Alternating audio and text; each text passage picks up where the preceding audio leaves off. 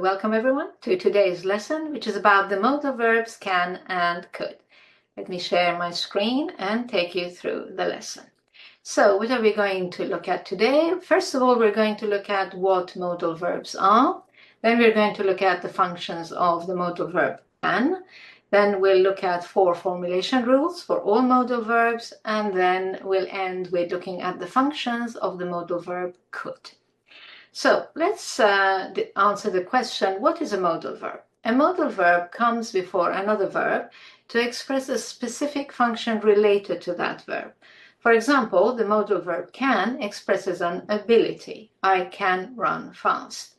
The modal verb may expresses a possibility. She may return. The modal verb must expresses a necessity. We must try again. One important thing to remember is that one modal verb may have several functions, as we shall see later. Now, you're probably asking yourself, how many modal verbs are there? There are 9 modal verbs. They are can, could, may, might, must, should, will, shall, and would. There are also 4 semi-modal verbs. There ought to, used to, need, and dare. Today we're just going to focus on the modal verbs can and could. Starting with can, there are 2 main functions for can. One is ability, for example, as we just saw, I can run fast. But can is also used for asking for permission, giving permission, or not giving permission, which becomes a prohibition. For example, can I park here?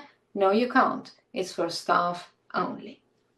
Now let's look at some formulation rules which are correct for all modal verbs, but here we're only looking at the verb can as examples. The first rule is that the verb following a modal verb is always the base verb. That's the infinitive without to. So make sure you don't use a gerund or an infinitive with to after a modal verb. So don't say I can running or I can to run. It's I can run fast. The second rule is that there is no S on the modal verb or the verb that follows it with the pronouns he, she, or it. As you know, with ordinary verbs, with he, she, and it, we need to put an S on our verb, but not when the verb is a modal verb. So don't say he cans, it's he can. Also, don't add an S to the next verb, so he can runs. There is no S when there is a modal verb. He, she, it can run fast.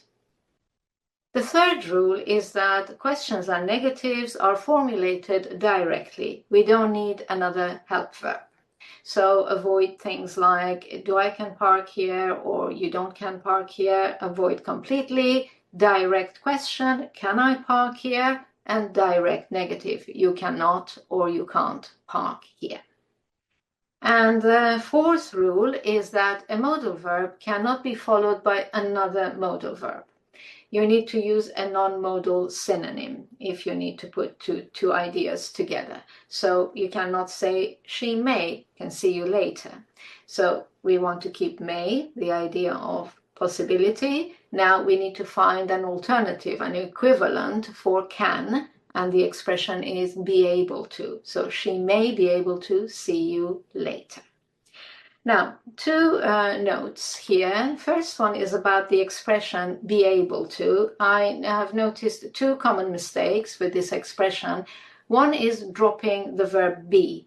The verb is be, not able, so it needs to come after your modal verb. So don't say she may able to see you later, she may be able to see you later.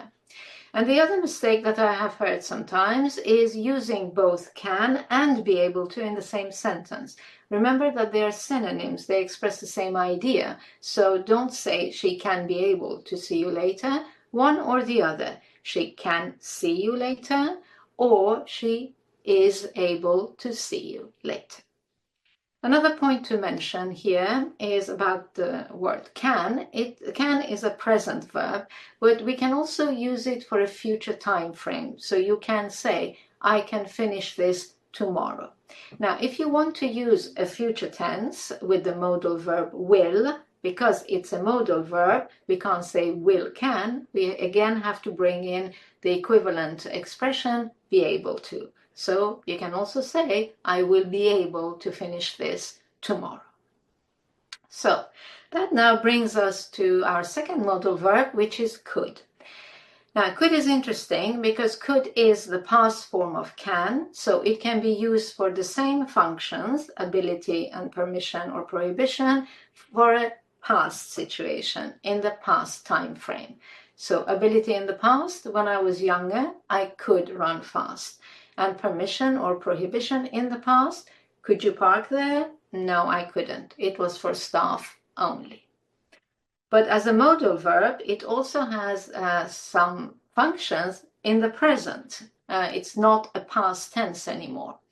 The first function is asking for permission, like can, but it's more polite than can. So you can say, excuse me, can I suggest something? But it is more polite, more formal to say, could I suggest something? The next function of could for a present situation is making a polite request. So, could you spell your name, please?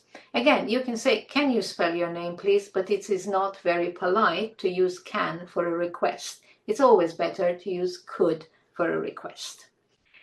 The third function is expressing a possibility for now or the future. This option could save us some money. It's a possibility. It's the equivalent of may. And finally, you can also use could to make a suggestion. For example, if you're free, we could meet tomorrow morning. It's like saying, why don't we meet tomorrow morning? It's a suggestion. And the last thing I'd like to mention is just a small common mistake that I sometimes hear with could, and that's using the past tense after could. Remember, could is a modal verb. After a modal verb, only the base verb, the infinitive without to. So avoid saying, I couldn't park in the staff car park, but I couldn't park, the base verb, in the staff car park. Right, that's the end of the lesson. I hope it has clarified what modal verbs are, and to begin with, how to use the modal verbs can and could correctly. I hope you've enjoyed this lesson. For more on this topic, click here. Remember to also check out my complete online course, and don't forget to like and subscribe. Thank you for watching and happy studies!